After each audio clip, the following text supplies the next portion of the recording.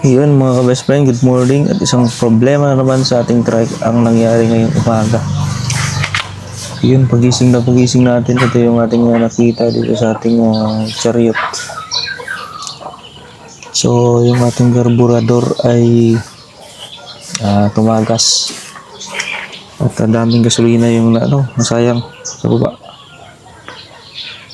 Nagkaroon ng mga moist itong ating karburador.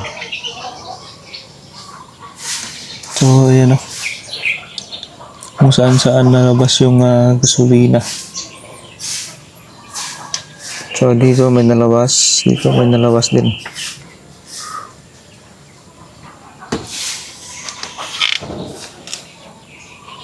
So, pandarin na lang natin to.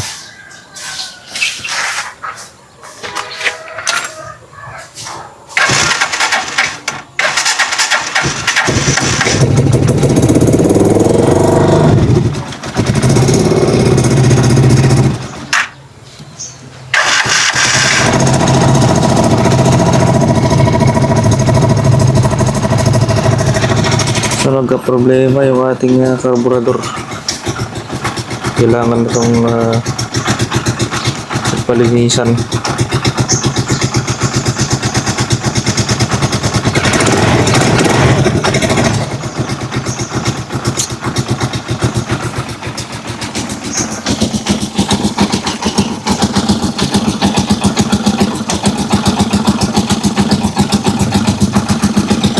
Yan madaan dito yung gasolina. Ayun. So, magpapalit tayo ng gasolina guys. Red na lang yung ating gagamitin.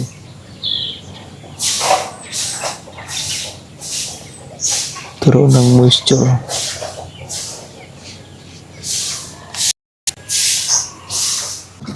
So yun guys, ang gagawin natin dito pag maganito yung ating motor, magkaroon ng moisture yung carburetor. Linisan lang natin yung dito. Ayan.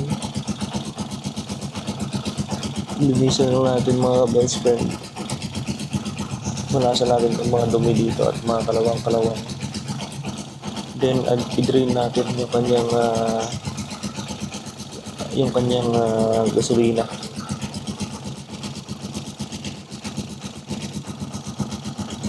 May dumi lang yung ating carburetor.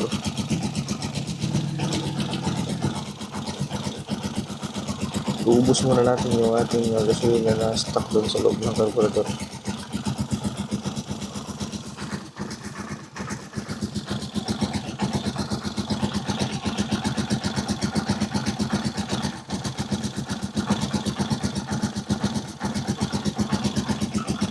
Yun mga ka-best friend, pagising natin kaninang umaga ay maraming gasolinang nawala dito sa ating chariot dahil nga nagkaroon ng problema itong kanyang carburetor.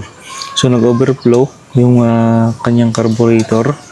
Dumadaan dito yung gasolina.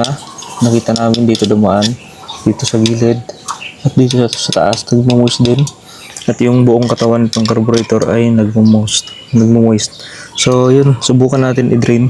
So yun ang unang diskarte natin. I-drain natin yan.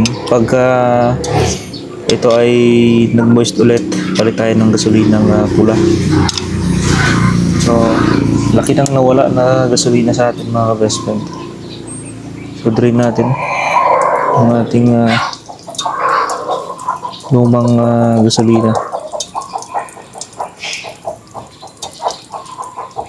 Yun, so yung gasolina na stock dito, minsan may mga tubig-tubig yan at mga moisture. So drain lang natin yun. Yan. Then balik natin yung kanyang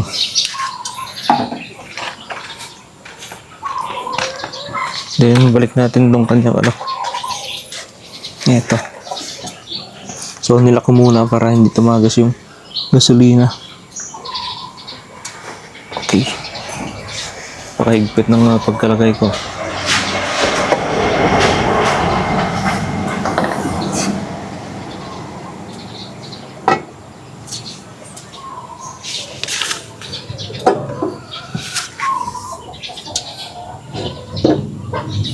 So, balik natin to guys.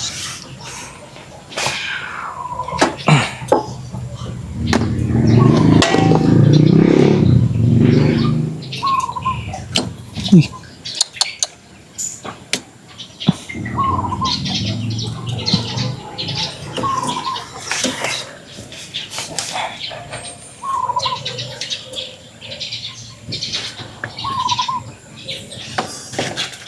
So, yun mga ka-best friend, no? At, bawasan natin tong kanyang hose.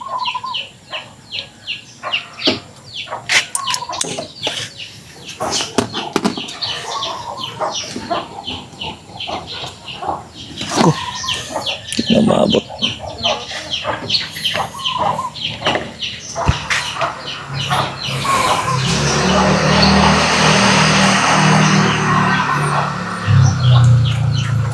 So, bili na lang tayo ng hose na para dito na medyo mahaba-haba mga ka-best friend.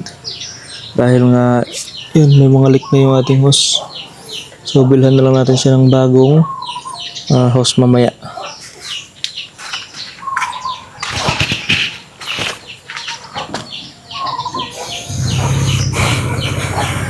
So, yun yung guys, pagka nag-overflow yung inyong yung carburetor sa trike ninyo, buksan nyo lang dito mga ka-best friend dito.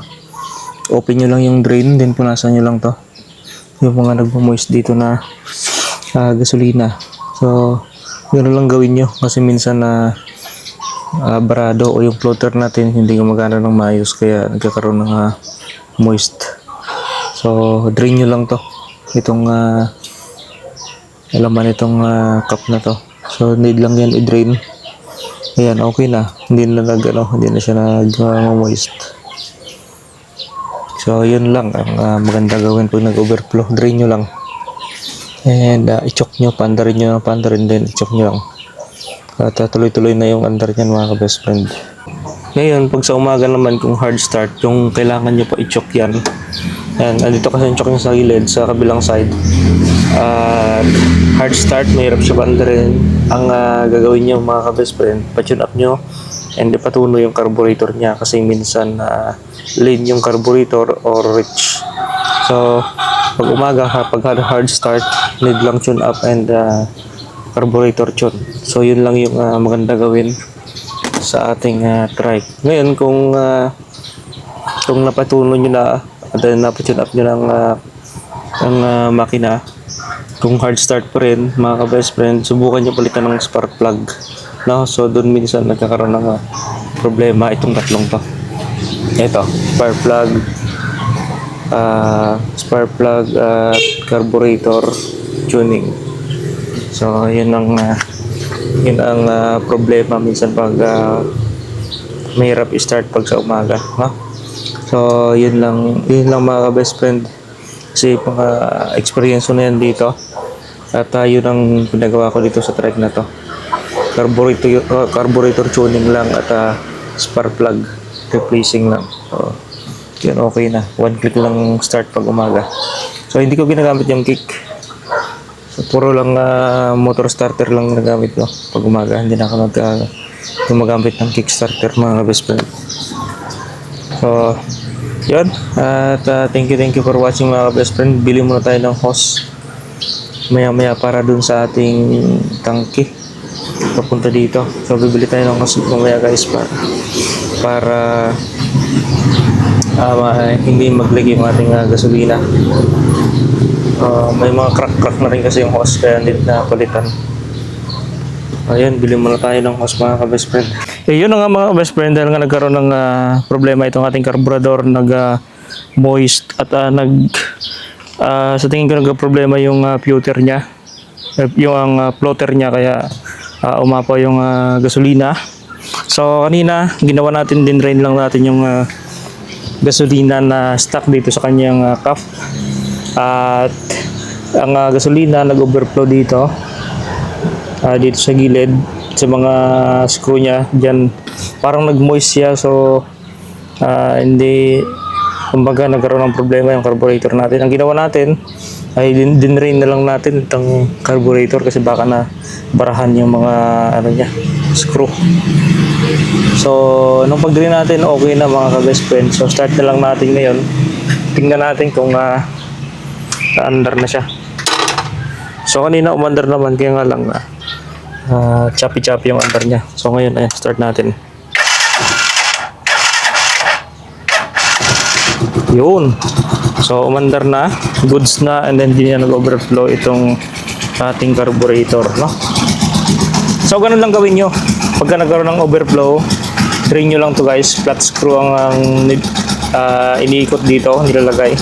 So drain nyo lang yan para mawala yung stock dito sa loob ng cup.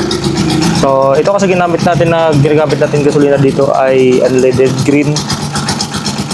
Yan, unleaded green ang ginagamit. Hindi tayo gumagamit ng pula dahil nga dito lang naman tayo sa city, no? At kayang-kayang lutuin ng ating spark plug yung gasolina natin. So yun mga best friend, nagluloko din ba yung inyong carburetor? So yun lang din ang gawin ninyo. Nag-overflow ba? Drain nyo lang yung yung stock dito sa may cup. Yan, drain nyo lang yan para mawala yung bara-bara. So yun ang ginawa ko. Ngayon okay na, wala nang problema mga best friend. So kanina pagising ko talagang nagulat ako, gawa ng basang-basa dito sa ilalim ng gasolina. So sayang din yung gasolina, baka mga nasa 1 litro din yung natapon dito sa ilalim. Yan, okay na ngayon mga best friend. Tuloy-tuloy na yung under nya. Okay, bubahin natin. Yun. So nagpalit tayo ng oil, bago na yung langis natin na ginamit dyan. Shell Advance na, at kitang-kita nyo naman yung under, rinig na talagang maganda na at matining yung under ng makina. So Shell Advance ang ginamit natin dyan, kaya goods na goods yung performance ng engine natin. So yan, subukan nga natin yung ating trike. So hindi ko pa nasubukan simula kahapon nung pagpalit natin ng oil. So ngayon susubukan natin kung maganda yung yan, try natin guys. So okay, drive natin. Atras sa banti lang mga ka-best friend. Okay. Nice. Wow. Malambot na siya, ikambya. Malambot na ikambya itong ating gear shifter. So kahapon medyo matigas nung hindi natin pinalitan ng oil. So ngayon napakalambot na niya cambio. Okay. Oh.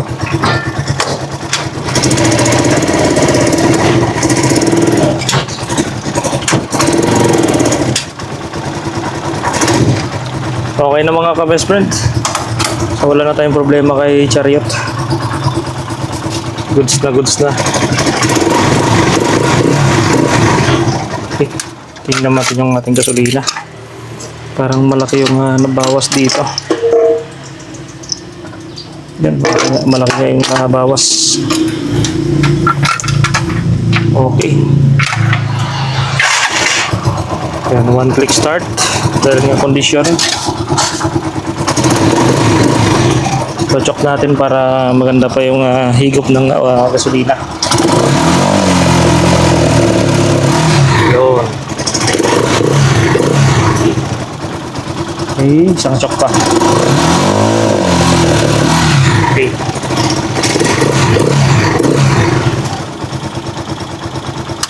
And start natin. Yun. One click start na mga ka-best friend. Okay na okay. Okay. So, gano'n lang mga ka-best friend yung condition natin ng ating trike. So, napaka-basic lang ayusin. So, yun. At thank you for watching guys.